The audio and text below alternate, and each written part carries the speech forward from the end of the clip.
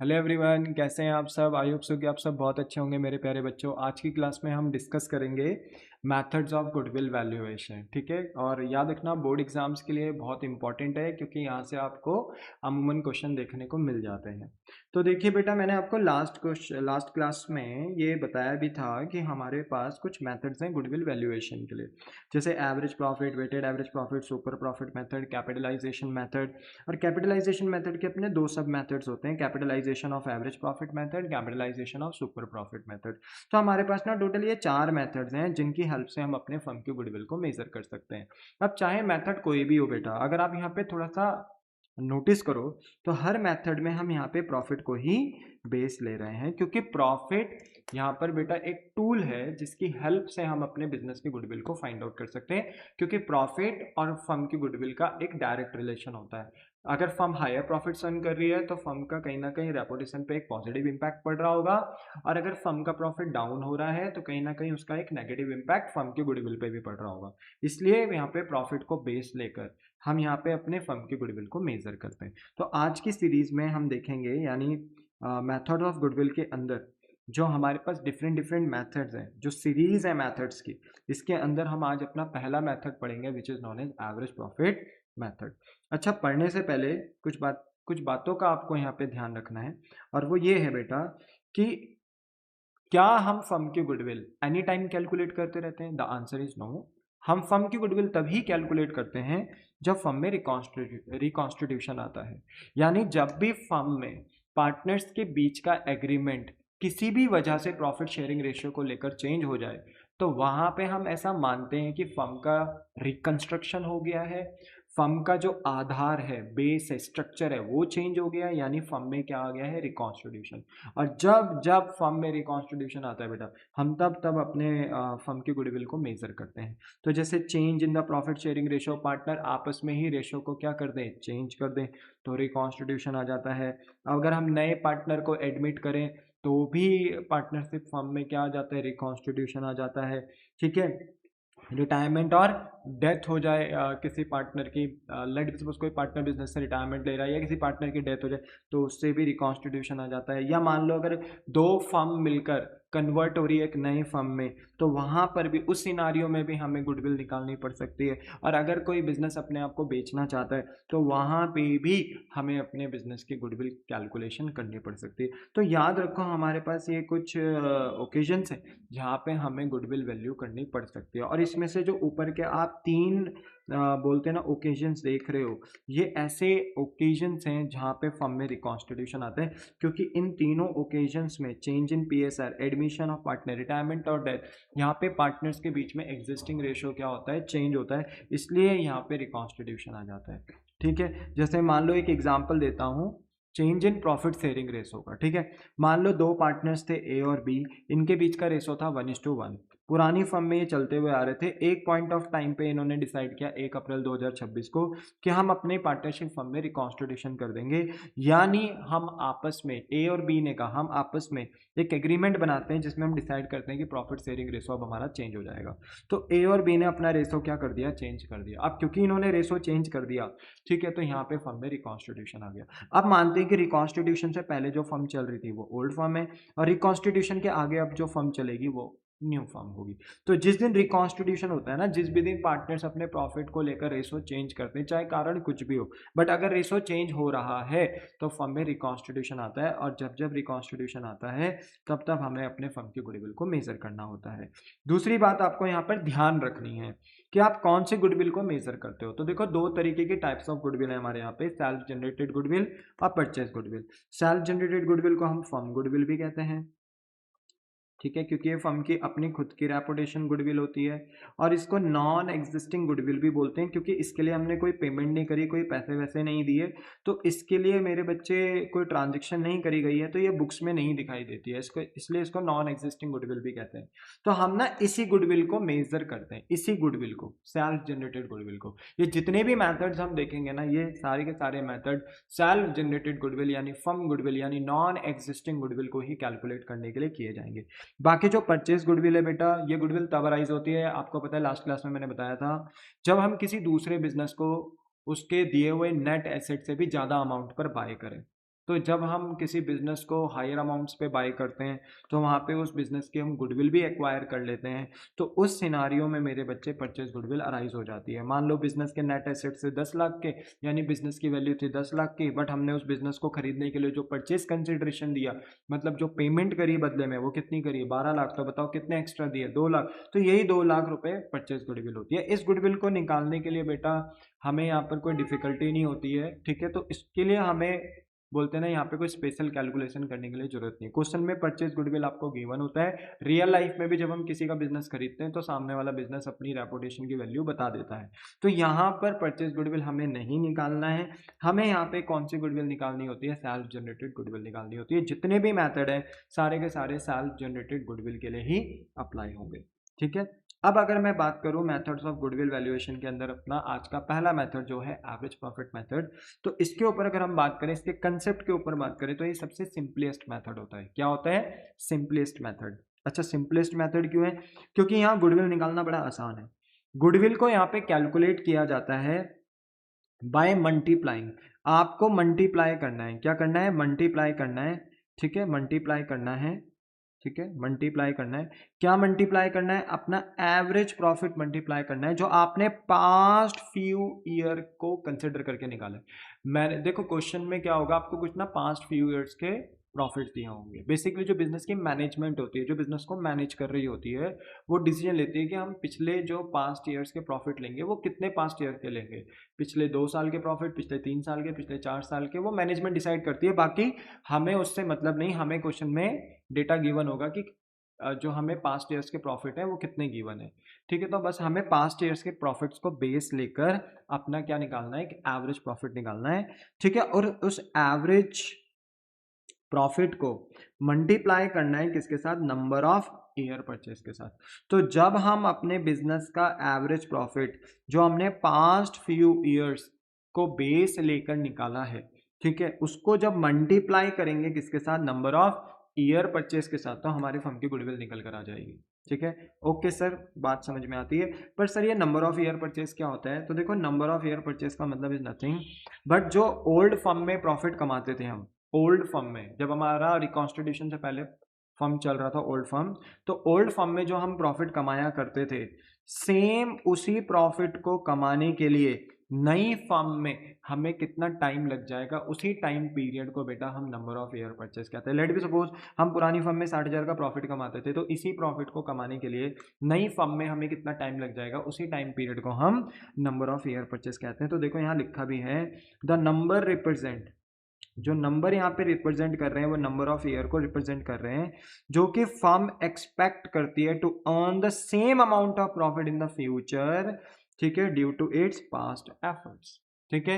जो पास्ट में एफर्ट्स करें, जो पास्ट में बिजनेस ने प्रॉफिट कमाया है, सेम उसी अमाउंट ऑफ प्रॉफिट को कमाने के लिए नई फर्म में हमें कितना टाइम लग जाएगा, फ्यूचर में हमें कितना टाइम लग जाएगा, उसी एक्सपेक्टेड ईयर्स को, नंबर ऑफ ईयर्स को हम यहाँ पे नंबर ऑफ ईयर परचेस बोल देते हैं। बोलो क्लियर है बात, यस। तो देखो एवरेज प्रॉफिट निकालना बड़ा आसान है, एवरेज प्रॉफिट को नंबर ऑफ ईयर परचेस से मल्टीप्लाई करो। पर यहाँ पे ध्यान रखना कि जब आप यहाँ पर गुडविल निकालेंगे तो आप अपने स्टेप्स का ध्यान रखना। स्टेप्स को इसलिए फॉलो करना है क्योंकि आपसे कोई गलती ना हो। अच्छा, स्टेप कैसे फॉलो करोगे आप, सबसे पहले ना आपको अपने एडजस्टेड पास्ट प्रॉफिट निकालना है। एडजस्टेड पास्ट प्रॉफिट का मतलब है कि अगर पास्ट में आपको ऐसा लगता है कि आपको जो प्रॉफिट्स दिए गए हैं पास्ट के, अगर उनमें कुछ एडजस्टमेंट करनी है तो आप उन प्रॉफिट्स में पहले एडजस्टमेंट्स करिए। हो सकता है कि कोई ऐसा एक्सपेंस या इनकम जो प्रॉफिट में इंक्लूड नहीं होना चाहिए, आपने वो इंक्लूड करके रखा हुआ है, तो आपको उसे एक्सक्लूड करना पड़ेगा, मतलब हटाना पड़ेगा। या मान लीजिए कि आपने प्रॉफिट निकालते टाइम जो पास्ट के प्रॉफिट्स आपको दिए गए हैं, शायद वो प्रॉफिट निकालते टाइम आपने कुछ एरर्स कर दिए हैं या कोई मिस्टेक हो गई है, तो उसको आपको यहाँ पर एडजस्ट करना पड़ेगा। तो सबसे पहले आपको अपना ना पास्ट का जो पास्ट प्रॉफिट्स दिए हैं उनको एडजस्ट करना होगा। तो आप इसे ना कैलकुलेट करेंगे, सिंपली आप इसे कैलकुलेट करेंगे, ठीक है। आपको कैलकुलेट करना है profit for the given past years.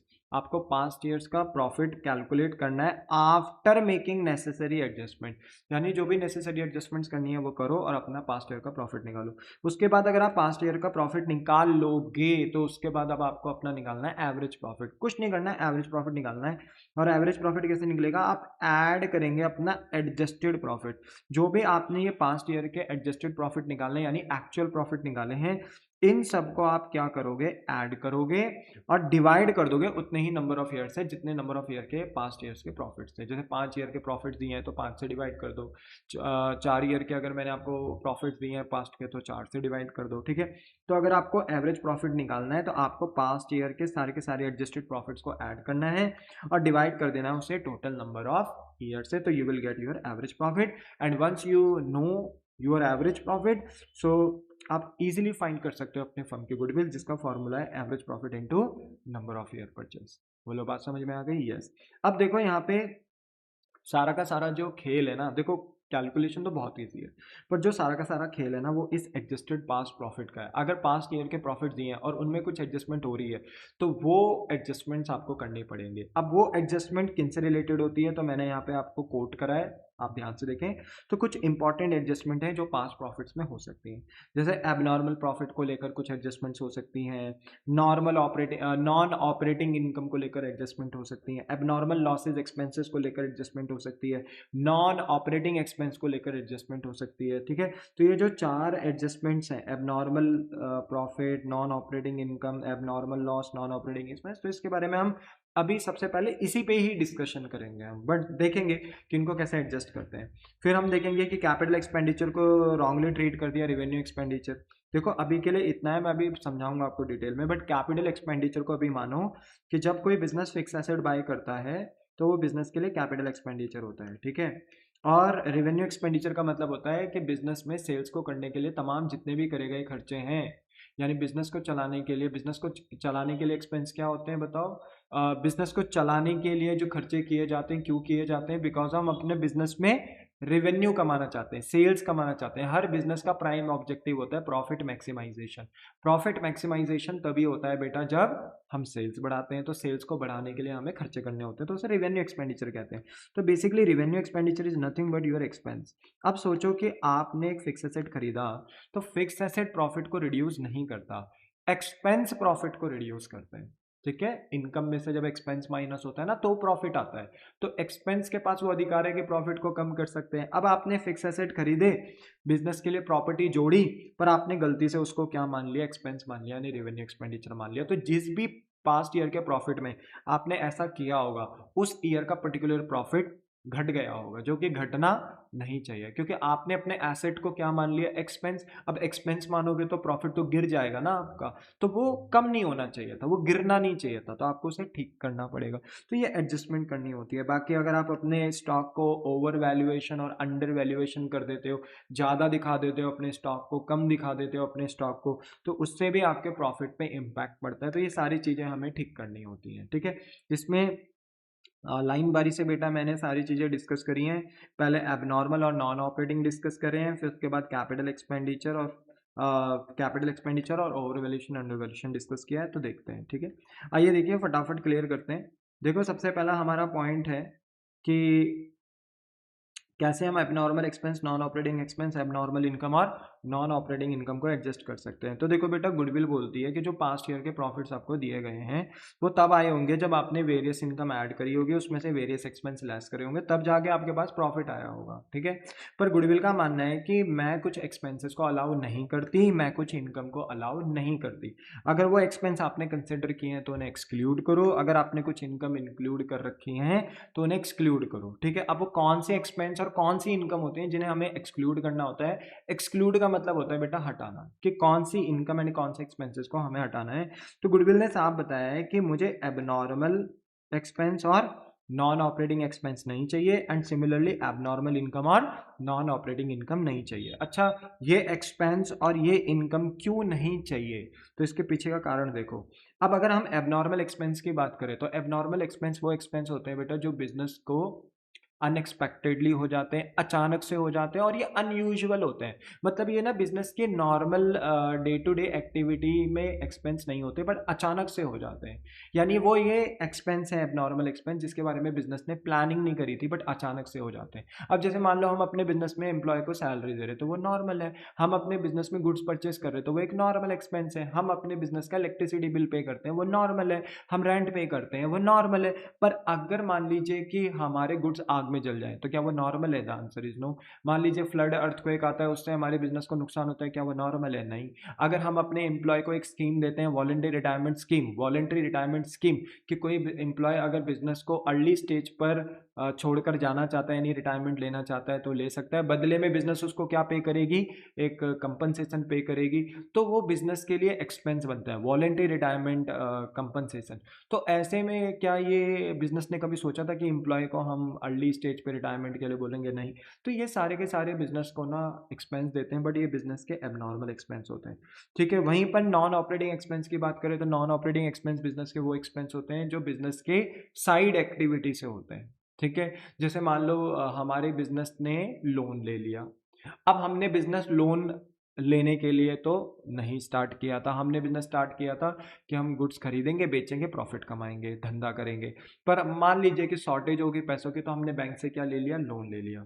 तो क्या लोन लेना बिजनेस के मेन कोर एक्टिविटी है? धंधा है ये बिजनेस का? The answer is no. Business का धंधा है गुड्स परचेज करना, गुड्स सोल्ड करना, वो बिजनेस का मेन कोर पार्ट होता है, ऑपरेटिंग पार्ट होता है। पर बिजनेस ने लोन लिया, अब लोन के ऊपर क्या देना पड़ रहा है बेटा? इंटरेस्ट देना पड़ रहा है। तो जो इंटरेस्ट हम दे रहे हैं, इंटरेस्ट ऑन लोन, तो वो बिजनेस का साइड एक्टिविटी, यानी ऑपरेटिंग एक्टिविटी के अलावा जो अदर एक्टिविटीज हैं, साइड एक्टिविटी, वहां से बिजनेस को ये नुकसान हो रहा है। ठीक है। Loss on sale of fix asset, business में फिक्स एसेट से आपने फिक्स एसेट पुराने होने पे बेच दिया। आपको पता है फिक्स एसेट बिजनेस में हम यूज करते हैं, पर पुराने हो जाएं तो पुराने होने पे बेच भी सकते हैं। आप सोचो, बेच दिया फिक्स एसेट को, नुकसान हो गया। तो क्या हमने बिजनेस क्या फिक्स एसेट को बेचने के लिए करा था? The answer is no. हमने तो बिजनेस स्टार्ट किया था गुड्स खरीदने और बेचने से रिलेटेड। अब हम अपने फिक्स एसेट को बेच रहे हैं और बेचने से नुकसान कमा रहे हैं। तो ये बिजनेस की साइड एक्टिविटी, यानी मेन कोर एक्टिविटी से रिलेटेड नहीं है, बिजनेस के साइड एक्टिविटी से नुकसान होता है। तो जो भी बिजनेस को अपनी साइड एक्टिविटी से नुकसान होना, वो नॉन ऑपरेटिंग एक्सपेंस होता है। तो देखो मैंने यहाँ बताया भी है कि एबनॉर्मल एक्सपेंस वो एक्सपेंस होता है जो बिजनेस की नॉर्मल एक्टिविटी से रिलेटेड होता है और अनएक्सपेक्टेडली इनकर्ड हो जाता है। जैसे फायर से स्टॉक का नुकसान, फ्लड या अर्थक्वेक से डैमेज, या थेफ्ट चोरी से लॉस, या अगर हम अपने एम्प्लॉय को अर्ली स्टेज पे बिजनेस से रिटायरमेंट के लिए बोल रहे हैं और कह रहे हैं अगर आप रिटायरमेंट लेते हो तो हम आपको एक कंपनसेशन पे करेंगे।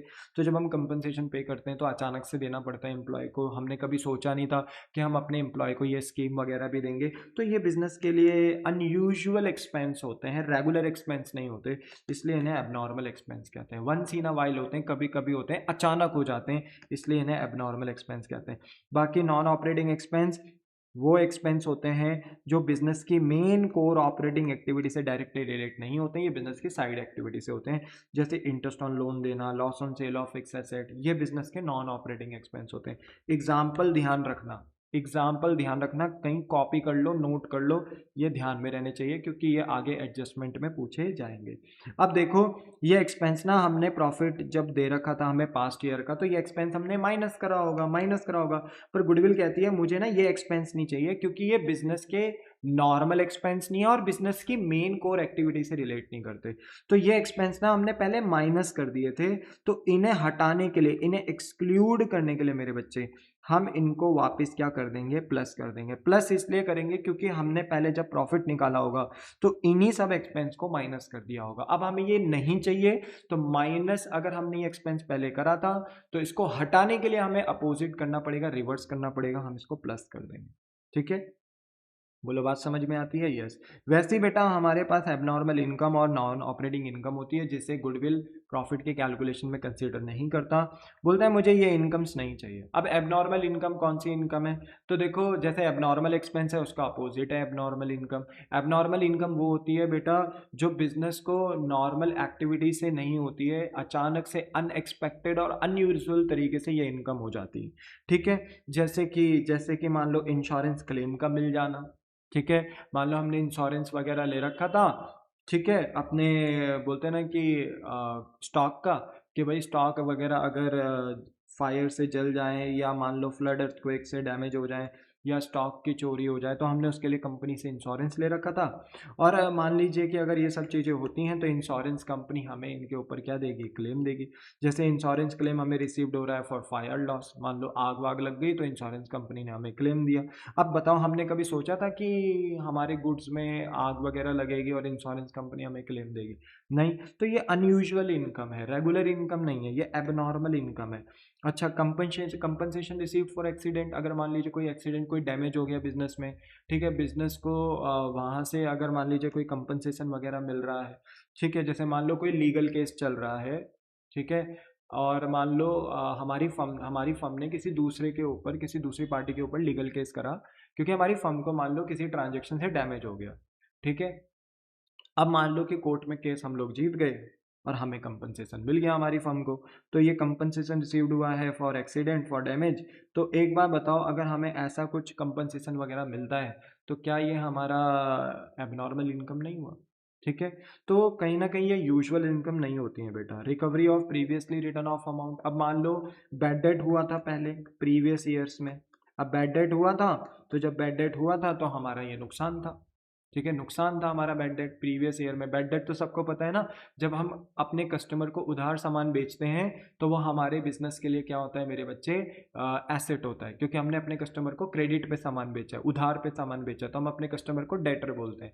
और जब ड्यू डेट पर पैसे लेने की बारी आती है और अगर हमारा डेटर पैसे देने से मना करता है तो हम उसको बैड डेट कहते हैं। अब मान लो प्रीवियस ईयर्स में हमने बैड डेट को एक्सपेंस दिखा दिया था, पर आज बेटा हमारा बैड डेट ना हमें पैसे दे रहा है, हमारा प्रीवियसली रिटर्न ऑफ अमाउंट जो हमने मान लिया था कि डेटर से हमें कोई पैसा नहीं मिलेगा, अगर आज मिल जाता है तो हमने तो कभी सोचा नहीं था, ये अनयूजुअल हो गया। So that is known as abnormal income. तो एबनॉर्मल इनकम वो है जो बिजनेस की नॉर्मल एक्टिविटी से नहीं आती है और किसी अनयूजुअल या अनएक्सपेक्टेड इवेंट की वजह से मिलती है, तो उसको हम एबनॉर्मल इनकम कहते हैं, ठीक है। एग्जाम्पल आप ध्यान में रखिएगा। नेक्स्ट है नॉन ऑपरेटिंग इनकम। अब देखो, नॉन ऑपरेटिंग इनकम वो होती है जो बिजनेस की मेन कोर एक्टिविटी से अर्न नहीं की जाती, मतलब सेल परचेज से इनकम नहीं हो रही है, ठीक है। कहाँ से इनकम हो रही है? बिजनेस की साइड एक्टिविटी से। देखो, बिजनेस का मेन धंधा है गुड्स खरीदना बेचना, वहां से इनकम हो चलेगा, वो ऑपरेटिंग एक्टिविटी है। पर बिजनेस को इनकम हो रही है अपनी साइड एक्टिविटी से, बिजनेस ने अपना कहीं पैसा इन्वेस्ट कर दिया, जैसे कि बिजनेस ने अपना पैसा इन्वेस्ट कर दिया बैंक्स में, या मान लो कि किसी कंपनी के डिबेंचर में, और वहां से हमें इंटरेस्ट मिल रहा था, ये बिजनेस की साइड एक्टिविटी है। हमने इसके लिए थोड़ी बिजनेस खोला था, पर चलो मान लो एक्स्ट्रा पैसा था, इन्वेस्ट करा और इंटरेस्ट मिल गया। वैसे ही अगर हमारी कंपनी, हमारी पार्टनरशिप फर्म ने किसी कंपनी के शेयर्स में अगर पैसा इन्वेस्ट किया, तो जब वो कंपनी प्रॉफिट कमाएगी, तो प्रॉफिट जब वो हमारी पार्टनरशिप फर्म को देगी तो उसको हम डिविडेंड कहते हैं। आपको ये पता है बेटा कि जब हम किसी कंपनी के शेयर्स खरीदते हैं तो हम वहाँ पर ओनर बन जाते हैं, और एज अ ओनर जैसे राइट्स हमें वहाँ पर मिलते हैं उस कंपनी में, जिस कंपनी के शेयर हम खरीदते हैं। अब सोचो, वो कंपनी जब प्रॉफिट कमाएगी तो प्रॉफिट का हिस्सा वो सारे ओनर्स के बीच में बांटेगी। तो क्योंकि हमारी फर्म ने कंपनी के शेयर में इन्वेस्ट किया है तो हमारी फर्म भी उस कंपनी में ओनर बन चुकी है, तो जब वो कंपनी प्रॉफिट कमाएगी तो वो हमारी फर्म को भी प्रॉफिट डिस्ट्रीब्यूट करेगी, जिसको हम यहाँ पे डिविडेंड रिसीव्ड कहते हैं, ठीक है। अच्छा, रेंट रिसीव्ड होना, ठीक है, मान लो कि हमने अपनी प्रॉपर्टी रेंट पे दे दी, खाली पड़ी हुई थी, रेंट पे दे दी किसी को, बोला 2 पैसे आ जाएंगे हमारे पास, ठीक है। तो ये भी हमारा बोलते हैं ना साइड इनकम हो गया, साइड एक्टिविटी से इनकम हो गया। अब मान लो अगर रेंटिंग मेन बिजनेस होता तो फिर तो ये तो हमारा क्या होता, ऑपरेटिंग एक्टिविटी का पार्ट होता, क्योंकि वो हमारा मेन बिजनेस है रेंट पे देना। पर अगर रेंटिंग हमारा मेन बिजनेस नहीं है और हम कोई प्रॉपर्टी अपनी रेंट पे देते हैं तो वो हमारी साइड इनकम हो जाती है। और मान लो अगर हम अपने फिक्स एसेट को बेच रहे हैं, फिक्स एसेट को सोल्ड कर रहे हैं, तो क्या हमने बिजनेस अपने फिक्स एसेट, अपनी संपत्तियों को बेचने के लिए खोला था? नहीं, हमने तो गुड्स खरीद कर गुड्स बेचने के लिए बिजनेस को खोला था। अब अगर हम अपने फिक्स एसेट पुराने होने पर उन्हें बेचते हैं और वहां से अगर प्रॉफिट कमा लेते हैं तो वो हमारे बिजनेस की नॉन ऑपरेटिंग इनकम होती है, ठीक है। तो याद रखना, एबनॉर्मल इनकम वो है जो अनयूजुअल और अनएक्सपेक्टेड तरीके से बिजनेस को रिसीव हो जाती है, और नॉन ऑपरेटिंग इनकम वो है जो बिजनेस की साइड एक्टिविटी से बिजनेस को हो जाती है। एग्जाम्पल्स आपको बहुत अच्छे से ध्यान में रखने हैं, इनको भूलना नहीं है। अच्छा, ये जो इनकम है ये पहले क्या हो चुकी थी, ऐड हो चुकी थी, बट हमें इन्हें हटाना है तो हम इनको क्या कर देंगे, माइनस कर देंगे, क्या कर देंगे, माइनस कर देंगे, क्या कर देंगे, माइनस कर देंगे, ठीक है। तो याद रखना एबनॉर्मल एक्सपेंस और नॉन ऑपरेटिंग एक्सपेंस पहले माइनस हो रखे थे प्रॉफिट में, बट हटाने के लिए अब क्या कर देंगे, प्लस। और एबनॉर्मल इनकम और नॉन ऑपरेटिंग इनकम ये पहले क्या हो रखे थे प्रॉफिट में, प्लस हो रखे थे, बट इन्हें हटाने के लिए, इन्हें एक्सक्लूड करने के लिए हम माइनस कर देंगे, ठीक है। क्योंकि ये ऐसे एक्सपेंस और इनकम है जो बिजनेस को रेगुलर बोलते हैं ना एक्टिविटी से नहीं हो रहे हैं, और जो बिजनेस की मेन कोर एक्टिविटी से रिलेट नहीं रखते हैं, वहां पे आपको ये एक्सपेंस और इनकम हो रहे हैं, इसलिए हमें इन्हें हटाना पड़ता है। बोलो क्लियर है। और यही बात यहाँ पे भी लिखी है कि जैसे हम अगर एबनॉर्मल प्रॉफिट और नॉन ऑपरेटिंग इनकम की बात करें तो ये हमें शुड बी ये हमें क्या करना है, शुड बी डिडक्ट करना है, माइनस करना है from the net profit of that year, ठीक है। ये देखो should be deducted from the net profit of that year. क्यों, क्योंकि ये पहले प्लस हुए थे, ठीक है, ये पहले प्लस हो रखे थे प्रॉफिट में, ठीक है, ये पहले प्लस हो रखे थे, ठीक है। बट इन्हें हटाने के लिए अब हमें क्या करना पड़ेगा, इन्हें माइनस करना पड़ेगा, क्या करना पड़ेगा, माइनस करना पड़ेगा। वैसे ही मेरे प्यारे बच्चों, वैसे ही हमारे पास एबनॉर्मल लॉस और बोलते हैं ना कि नॉन ऑपरेटिंग एक्सपेंस है। अब देखो इनमें क्या लिखा है, शुड बी एडेड बैक, ठीक है, चाहे वो एबनॉर्मल लॉस हो चाहे वो नॉन ऑपरेटिंग एक्सपेंस हो, शुड बी एडेड बैक। क्यों ऐड बैक करना है, क्योंकि ये पहले क्या कर रखे थे, माइनस कर रखे थे, पर गुडविल इन्हें कंसीडर नहीं करती, तो इसलिए इन्हें हटाने के लिए हमें इनको रिवर्स करना होता है, वापस इन्हें ऐड बैक करना होता है। बोलो क्लियर है, द आंसर इज यस। तो देखो मैंने ना आपको जितना पॉसिबल वे में मैं समझा सकता था, मैंने आपको एबनॉर्मल और नॉन ऑपरेटिंग आइटम अच्छे से समझाया, ठीक है। बाकी अगर आपके कोई डाउट्स हैं तो आप वीडियो के अपलोडेड होते साथ ही कमेंट सेक्शन में अपने डाउट पूछ सकते हो। अच्छा, अब हमारा नेक्स्ट पॉइंट है, देखिए अब हमारा नेक्स्ट पॉइंट है स्टॉक के साथ, ठीक है, स्टॉक के साथ। अच्छा देखिए, स्टॉक हमारे पास ना दो तरीके के हो सकते हैं, याद रखना, ठीक है। Stock can be of two type, ठीक है। एक स्टॉक हमारा बिगिनिंग ऑफ द ईयर में होता है और एक स्टॉक हमारा एंड ऑफ द ईयर में होता है। जो बिगिनिंग ऑफ द ईयर में है उसे हम ओपनिंग स्टॉक कहते हैं, ठीक है, और जो stock at the end of the year होता है उसको हम अपना क्लोजिंग स्टॉक कहते हैं। तो पहले हम अपने क्लोजिंग स्टॉक के बारे में चर्चा करेंगे, और फिर अगर आपको क्लोजिंग स्टॉक समझ में आ गया ना बेटा, तो मोस्ट प्रोबेबल चांसेस है कि आप ओपनिंग स्टॉक भी इजीली समझ जाओगे, ठीक है। तो हम अपना पहला जो डिस्कशन है ना वो किसके साथ रखेंगे, क्लोजिंग स्टॉक के साथ रखेंगे। अब देखो अगर हम थोड़ा ना 11th को थोड़ा ध्यान में रखें, तो 11th में आपको पता है लास्ट चैप्टर आप पढ़कर आए थे financial statement with and without adjustment. तो वहां पे आपने फाइनेंशियल स्टेटमेंट में ट्रेडिंग अकाउंट बनाना सीखा था। पहले फेज में हम ट्रेडिंग अकाउंट बनाते हैं, दूसरे फेज में हम अपना पीएनएल अकाउंट बनाते हैं। तो आपको याद होगा कि ट्रेडिंग अकाउंट हम क्यों बनाते थे, ट्रेडिंग अकाउंट हम बनाते थे कि जो भी सामान बोलते हैं ना कि खरीदने से लेके बेचने तक जो भी हमारे एक्सपेंसेस एंड इनकम होते हैं, यानी व्यापार करने से लेकर जो भी हमें एक्सपेंस और इनकम यहाँ पर होते हैं उनको हम रिकॉर्ड करते हैं यहाँ पे, ठीक है। जैसे मान लो कि हमारे पास ओपनिंग स्टॉक था तो हम उसको एक्सपेंस दिखाते थे, ड्यूरिंग द ईयर अगर हम और गुड्स परचेस करते थे तो हम उसे एक्सपेंस दिखाते थे, है ना।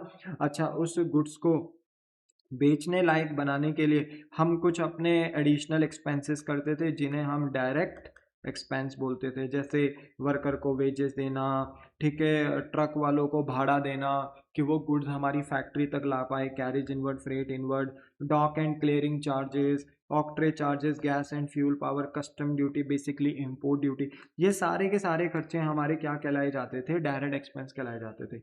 और ये सारे खर्चे करने के बाद ना हम रेडी होते थे कि हम अपना फिर माल बेच पाएँ, ठीक है, सेल कर पाएँ। और जब हम एक बार सेल कर देते थे बेटा माल, तो जब सेल करते थे तो वो हमारी इनकम होता था। पर हमने इन सब में एक कंसेप्ट ये भी पढ़ा था कि हम ज़रूरी नहीं कि सारा माल बेच पाएँ, कुछ माल हमारा ऐसा भी रह जाता है जो ड्यूरिंग द ईयर हम नहीं बेच पाते हैं, उसको हम अपना क्या मान लेते हैं, क्लोजिंग स्टॉक मान लेते हैं। क्या मान लेते हैं, क्लोजिंग स्टॉक। वो सामान, वो गुड्स जो हमने ड्यूरिंग द ईयर खरीदा पर उसको हम बेच नहीं पाए ड्यूरिंग अ ईयर, तो जब at the end of the year हम उस अनसोल्ड गुड्स को देखते हैं तो उसको अपना क्या बोल देते हैं, क्लोजिंग स्टॉक बोल देते हैं। और उस क्लोजिंग स्टॉक को हम ट्रेडिंग अकाउंट में कहाँ दिखाते थे, क्रेडिट साइड में दिखाते थे।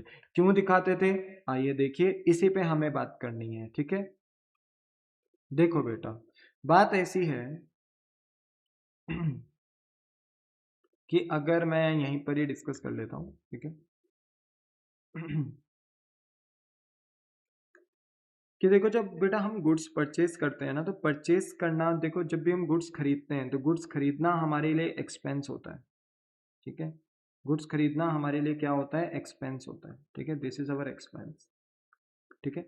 और जब हम इसी गुड्स को मार्केट में बेचते हैं, सेल करते हैं, ठीक है, तो सेल करना हमारे लिए क्या होता है, इनकम होता है। क्या होता है, इनकम होता है। अब मान लो कि अगर मैं 1 लाख रुपए का गुड्स खरीद रहा हूँ और उसमें अगर मैं मान लीजिए 80,000 का माल बेच दे रहा हूँ, तो बताइए मेरे पास कितने रुपए की परचेज अभी बच गई, जो मैंने ड्यूरिंग द ईयर करी तो है, पर मैं उसको बेच नहीं पाया। तो बताइए कितने रुपए के गुड्स मेरे पास बच गए, जो अभी भी मैं बेच नहीं पाया। तो सर ऐसे गुड्स तो आपके पास 20,000 के हैं जिन्हें आप बेच नहीं पाए, है ना। तो बस बेटा हम इन्हीं को क्लोजिंग स्टॉक कहते हैं। और क्लोजिंग स्टॉक ना हमारे बिजनेस के लिए at the end of the year में क्या कहलाए जाते हैं, एसेट कहलाए जाते हैं। ये हमारे लिए क्या कहलाए जाते हैं, एसेट कहलाए जाते हैं। पर क्योंकि ये जो 20,000 का गुड्स है, ये किसके अंदर शामिल है, परचेज के अंदर, एक्सपेंस के अंदर। तो हमें क्या करना होता है कि इस परचेज के अंदर से अपने क्लोजिंग स्टॉक को बाहर निकालना होता है। देखो ना, 1 लाख का परचेज करा था माल, गुड्स खरीदा था, उसमें से 80,000 का बेच दिया, तो 20,000 का माल जो बचा है वो परचेज के अंदर है ना, पर हमें उसे ट्रीट करना है क्लोजिंग स्टॉक, यानी अपना एसेट ट्रीट करना है। तो जब हम अपने क्लोजिंग स्टॉक को एसेट बनाते हैं तो हमें अपनी परचेज को कम करना होता है। परचेज से 20,000 का अमाउंट बाहर निकालना होता है और उसको क्या ट्रीट करना होता है, अपना एसेट यानी क्लोजिंग स्टॉक ट्रीट करना होता है। तो जब हम 20,000 का अमाउंट अपनी परचेज से बाहर निकालेंगे तो हमारा परचेज नाम का एक्सपेंस कम हो जाएगा कि नहीं हो जाएगा, हो जाएगा। क्यों, क्योंकि आप 20,000 का अमाउंट परचेज नहीं दिखा रहे हो, आप उसको क्लोजिंग स्टॉक दिखा रहे हो, तो इससे एक्सपेंस कम हो जाता है। और जब एक्सपेंस कम होता है मेरे बच्चे, ठीक है ना, जब हम परचेज में से अपने क्लोजिंग स्टॉक को बाहर निकालते हैं तो इससे ना हमारा एक्सपेंस कम हो जाता है, और जब एक्सपेंस कम होता है तो हमारी इनकम बढ़ जाती है। इसलिए क्लोजिंग स्टॉक को किस साइड दिखाया जाता है, क्रेडिट साइड में दिखाया जाता है, ठीक है। कहाँ दिखाया जाता है, क्रेडिट साइड में दिखाया जाता है, क्योंकि क्लोजिंग स्टॉक एक तरीके से हमारे एक्सपेंस को कम कर देता है। क्या कर देता है, कम कर देता है। तो मैं क्या ये बोल सकता हूं कि क्लोजिंग स्टॉक मुझे किसका इम्पैक्ट देता है, इनकम का इम्पैक्ट देता है। The answer is yes.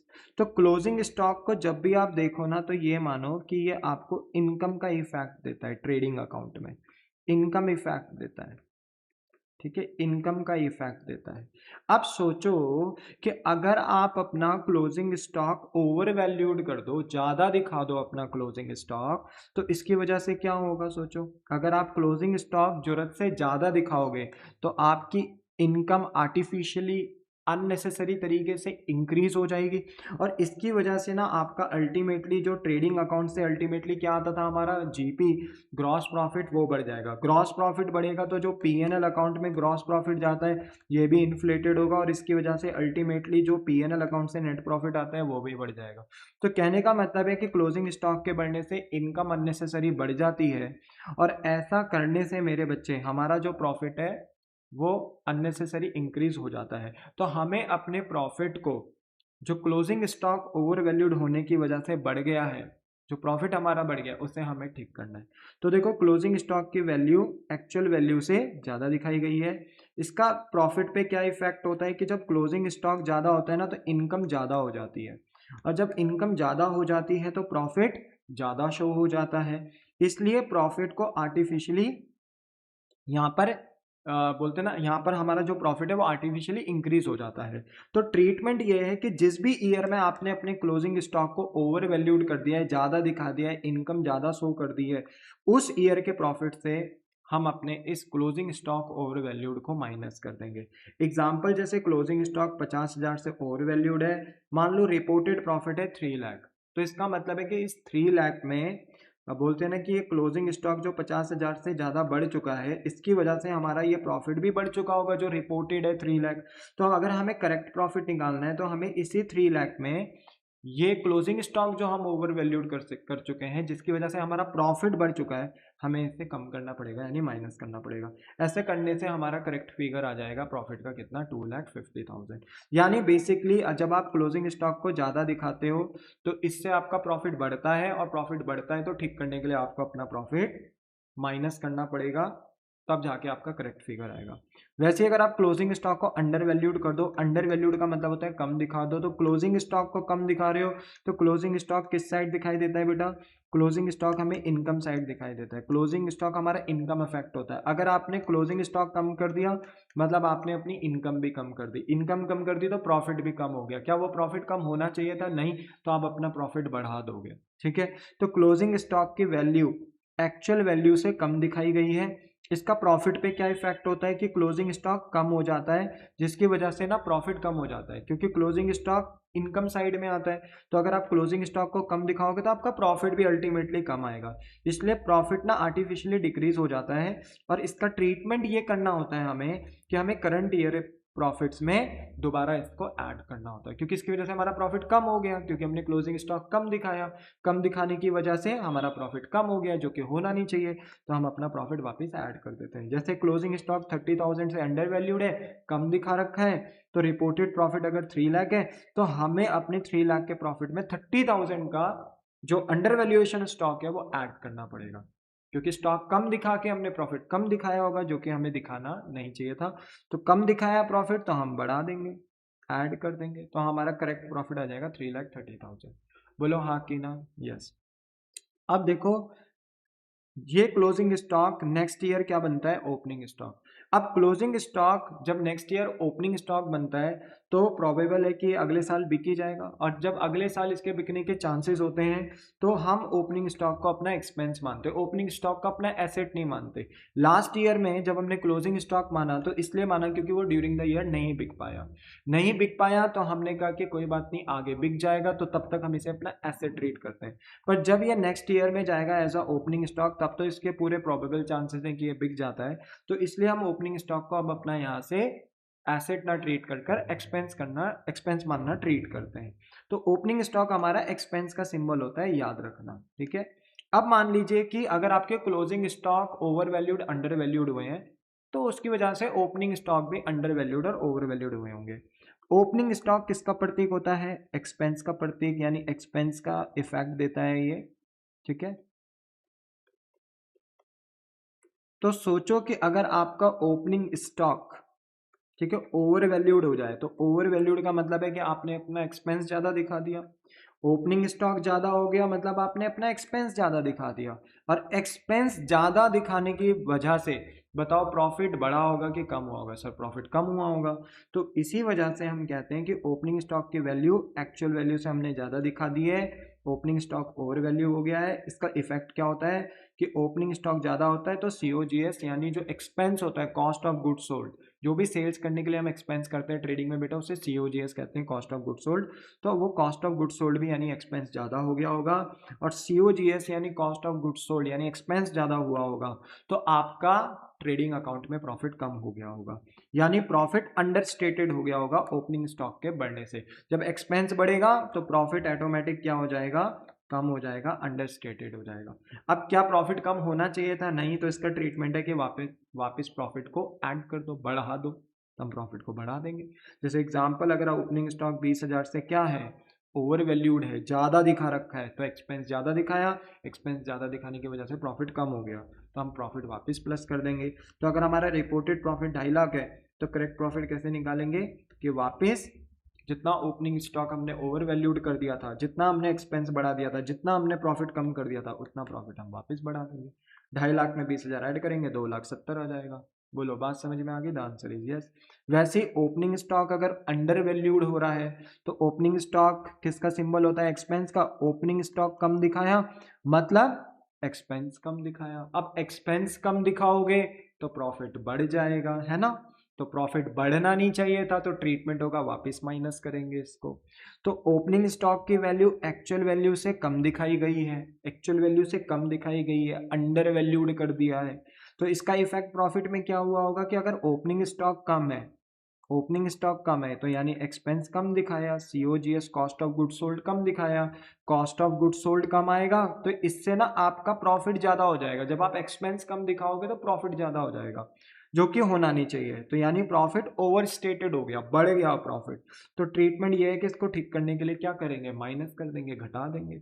जैसे एग्जांपल है, ओपनिंग स्टॉक 15,000 से कम हो चुका है तो आपका रिपोर्टेड प्रॉफिट अगर कितना है 2.5 लाख, तो ओपनिंग स्टॉक कम होने की वजह से यानी एक्सपेंस कम होने की वजह से आपका प्रॉफिट बढ़ चुका होगा, जो कि बढ़ना नहीं चाहिए। तो हम माइनस कर देंगे, तो 2.5 लाख में हम माइनस कर देंगे 15,000, तो हमारा करेक्ट प्रॉफिट आ जाएगा 2,35,000। तो जिस भी ईयर में आपका closing stock under valued over valued हुआ होगा या opening stock over valued under valued हुआ होगा, तो उसी तरीके से हमें यहाँ पे ट्रीटमेंट करना है। खैर जब क्वेश्चन आएगा तो हम देखेंगे, बट यस मैंने इसको थोड़ा थोड़ा समझाने की कोशिश करी कि जब हम क्वेश्चन करेंगे तो वहाँ पे ज़्यादा दिक्कत ना हो।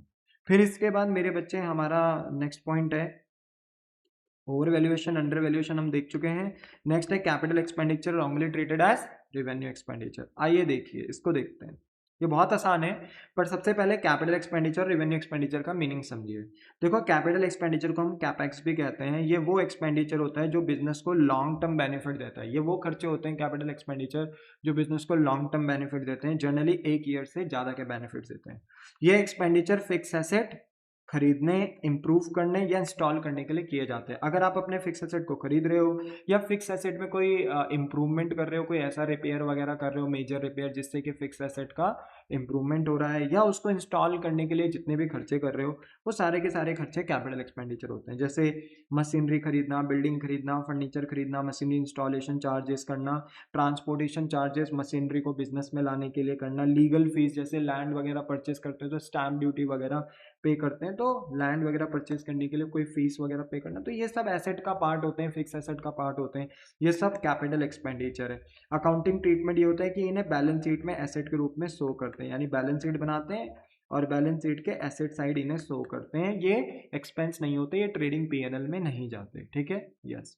रेवेन्यू एक्सपेंडिचर क्या होते हैं? ये वो एक्सपेंडिचर होते हैं जो बिजनेस के डे टू डे ऑपरेशन को चलाने के लिए किए जाते हैं और जिसका बेनिफिट करंट अकाउंटिंग ईयर तक ही लिमिटेड होता है। ये वो एक्सपेंस होते हैं बेटा जो बिजनेस अपने डे टू डे एक्टिविटीज को करने के लिए करती है और इनका बेनिफिट ना यूजुअली 1 ईयर तक का ही होता है, 1 साल तक का ही होता है। ये ज़्यादा लॉन्ग टर्म तक आपको बेनिफिट नहीं देते हैं।